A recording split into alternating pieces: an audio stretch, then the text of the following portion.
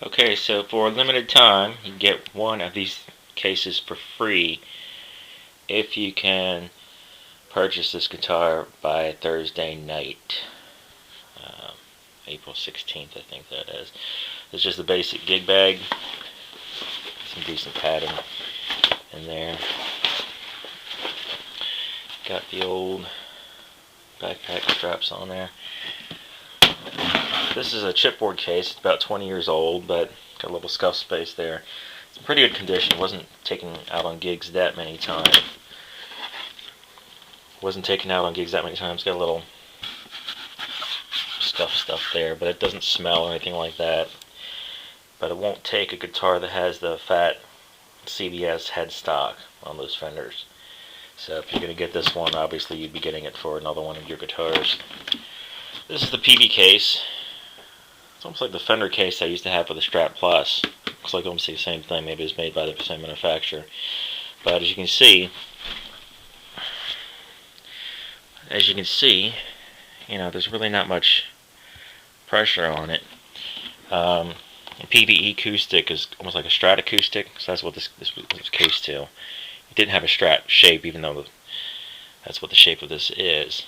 But it sits in there really nice. It's cradled in there. The acoustic neck was about the same size, even though that looks narrow up there. It's probably a little bit wider than this. The only thing I would do is, if I had this case, if I was going to keep this case for a guitar like this, is probably just take this out, and this whole channel right in there, I'd hit it down with a hammer, because it's resting probably about 3/8 of an inch off the floor of the case. But otherwise, the body fits real well, because I tried to put a squire in here, just barely wouldn't fit there, like there, just barely wouldn't fit a squire. So you could probably hit that with a hammer. So this is the Starcaster. Sanded off the name, put some nitro satin on it. It's the V-neck modified. Done with a belt sander, some files, and finishing sander, and refinishing nitro satin. It's nice for people that if you do a lot of thumb over work, or if you're doing bar chords, your thumb kind of cradles the point, the peak of the V right there. Also, you're just playing lead, your thumb can go straight more comfortably while you're playing lead versus being curved over with the standard C neck. Quality on these Starcasters aren't too bad. They just need more setup work. They're not that much different than a Squire, in my opinion. They're a little bit heavier. Neck is just a tiny bit thicker than the Squire. That's why I originally did the V-neck modification on this guitar, just to make it more comfortable. And it definitely worked. I also filed and rounded off the edges and polished off the frets, so those are nice and smooth. A lot of times the Starcasters especially have sharp fret ends. If you have one of those, it doesn't. I have special rounding files and whatnot, but you can use just a regular mill file and lightly hit it. Just drag it off with the weight of the file, and then eventually we'll get it. I mean, you might scratch it a little bit, but with a regular file like that, but it'll still make it more playable. This is the kill switch here. It's not really meant to be used with a clean sound. It's meant for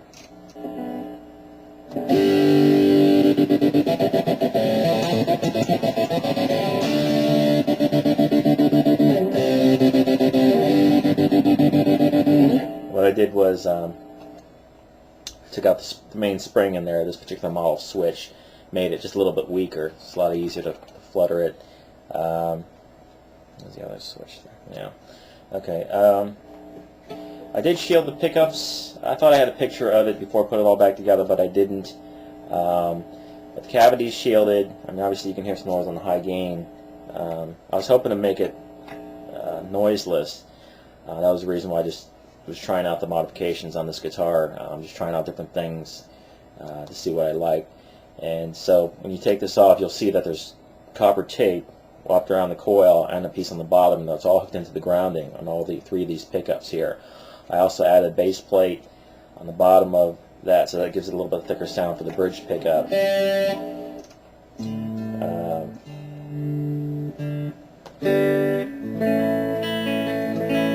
would normally be on the bridge pickup, so that base plate really thickens up the sound a lot.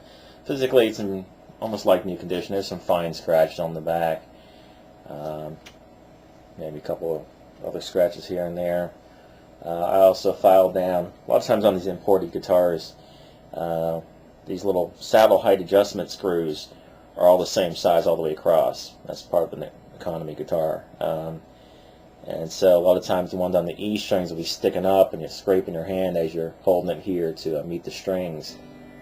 So I took these off, ground down the bottom of the screws. You can always, you can just order a set of replacement screws. I mean, when you buy a set of replacement, they usually have shorter screws for the outside saddles, especially on American-made instruments. But otherwise, ground down the bottom, then screw them down lower, and you're not scraping any screw heads as you wipe your hand across there to mute it.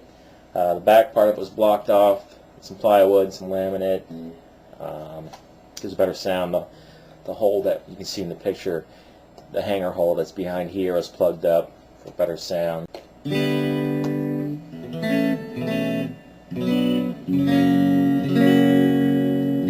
Now supposedly when you do ground, you do shielding and all that, it takes away some of the highs, but I can't really tell because my amp doesn't have a separate treble control. It's just one master tone. It's a small little amp. I did replace all the pots because they were 500s, and I thought it was a little too bright. You didn't get as much distinction on that second and fourth sound. You know, that bubbly popping type sound. So by putting in the 250s with single coils, you get a warmer sound, you get more distinction on those second and fourth positions. So what else? Stays in tune fairly well. Depends on how hard your style is and how much bending you're doing. So.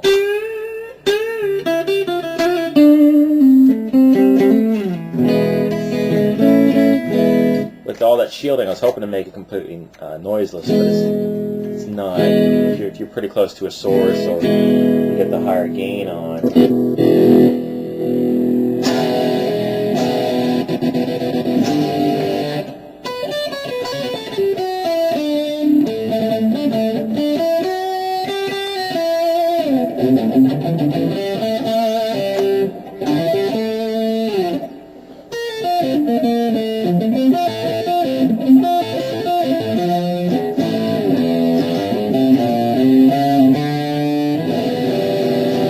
Which I suck at playing. Let's go for a little more of a just plain old vibe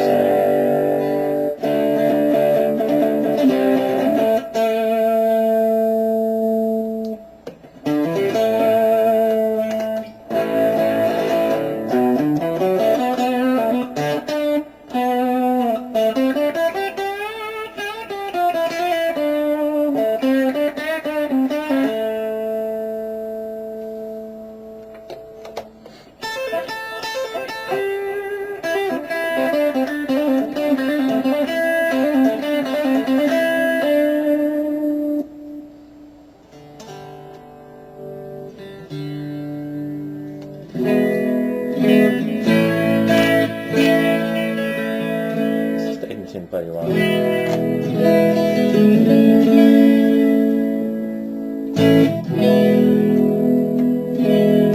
So this is the neck position. Take off that chorus. It's the fourth.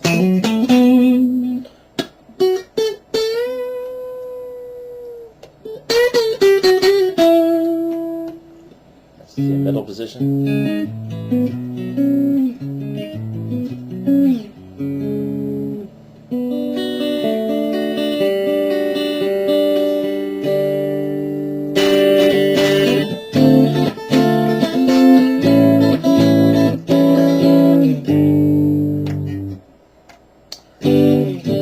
Gotta call it the bomba position.